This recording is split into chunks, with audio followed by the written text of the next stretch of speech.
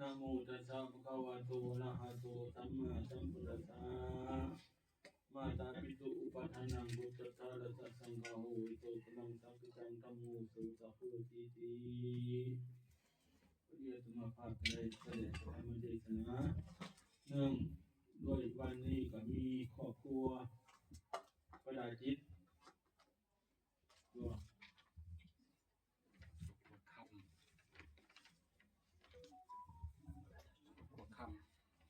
ครอบครัวคำครอบอันประดาจิตครอบครัวประดาจิตครอบครัวทับทชีบทใส่หมดอ่านแคมก็ได้ แข่งโรคประสิทธิ์มาละได้มีจิตศรัทธาเลื่อมใสในพระพุทธศาสนาเสียงตั้งกองอัฐะของนี้เพื่ออุทิศส่วนบุญส่วนกุศลทางดวงวิญญาณของออกไม้ข่าวคำที่รู้หลับไปแล้วเพิ่งว่าเพิ่นจิตไปแล้วก็มีความคิดฮอดคิดถึงหลายปีแล้วก็มีความคิดฮอดคิดถึงก็เป็นวิธีเฮ็ดบุญของเราวิธีเฮ็ดบุญเป็นกุศลอันนี้ก่อนเฮาจะได้เฮ็ดบุญเฮาก็มีได้มาไหว้พระสมทานศีลมีศีลบริสุทธิ์เสียก่อนให้เป็นถวายมันได้เป็นบุญเป็นทานส่งไปให้เพิ่นแล้วก็ศีลเนี่ยศีลคือการรักษากายรักษาวาจารักษาจิตใจให้เรียบร้อยซื่อว่าศีลนี้จะขอศีลมีหาข้อสำหรับของโยมปานาทินากามีมุสาสุนาทำไปแล้วให้ปฏิบัติเป็นแล้วเอาวันนี้ได้เมื่อเป็นบุญแล้วเขาคือการกับอันสารวัตรเพิ่น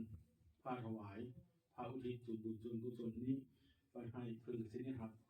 เพราะว่าถ้าถวายบ่อุทิศ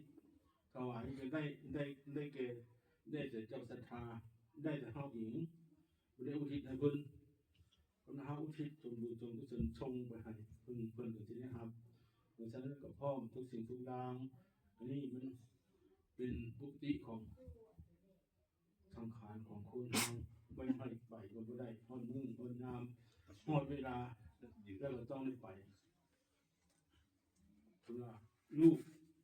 เนี่ยเพราะว่ามีสามประเภทคือว่า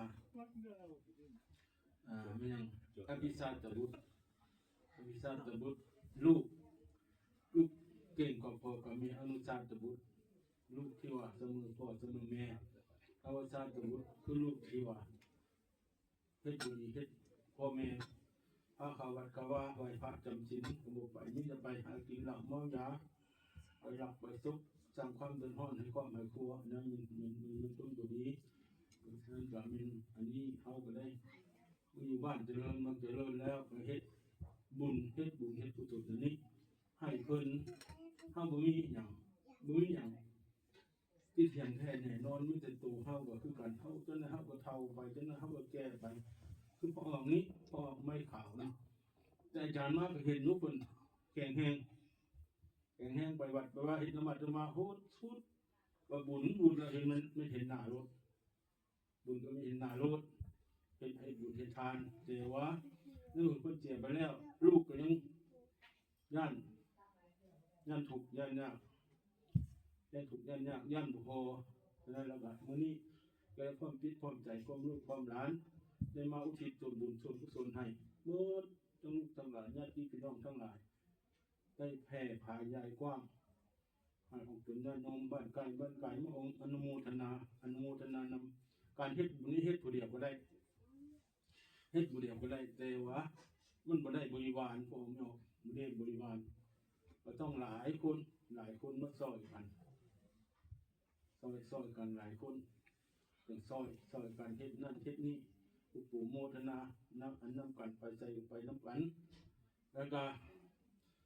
พ่อแม่มีลูกมาไว้เพื่อให้ทำหนึ่งเลี้ยงมาเพิ่นเลี้ยงเฮามาแล้วเฮาก็เลี้ยงเฮาตอบเมื่อไหร่ ตัวน้ำเนื้อเพิ่นมีชีวิตอยู่เขาก็เลี้ยงน้ำจิตน้ำใจของเพิ่นซื้อข้าวปลาอาหารมาเลี้ยงเพิ่นแล้วก็ตัวที่สองในเมื่อเพิ่นเสียไปในนี้เพิ่นมีการสร้างสาเพื่อว่าเฮ็ดยังคงค้างอยู่เฮ็ดยังบ่ทันสำเร็จคือต้นว่าสร้างกุฏิบ่ฮอดแจกบ่เพิ่นบ่ทันแล้วถ้าว่าสิ่งที่ว่าบ่เหลือวิสัยเฮาก็เฮ็ดต่อถ้าว่ามันหลายเป็นจำนวนหลายเฮาก็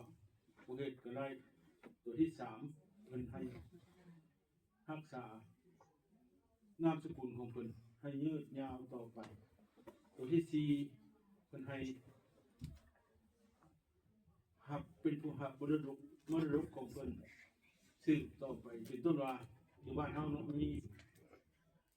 มันมีเงินมีคำบ่มีไหมีนามีเงินมีซานมีดินมีดอนเพิ่นรักษาส่วนนั้นให้ยืนยาวต่อไปบ่ให้เพิ่นเสียไปแล้วบ่ให้คำให้ขายคำให้การไปเมื่อบางคนพ่อแม่เสียไปหมดแล้วก็ขายไปเล่นไปกินจนหมดคนต้องการนั้นแล้วตัวที่สี่เพิ่นให้หวังความหวังกับลูกในเมื่อเพิ่นเสียชีวิตไปแล้วเพิ่นหวังว่าให้ลูกนี้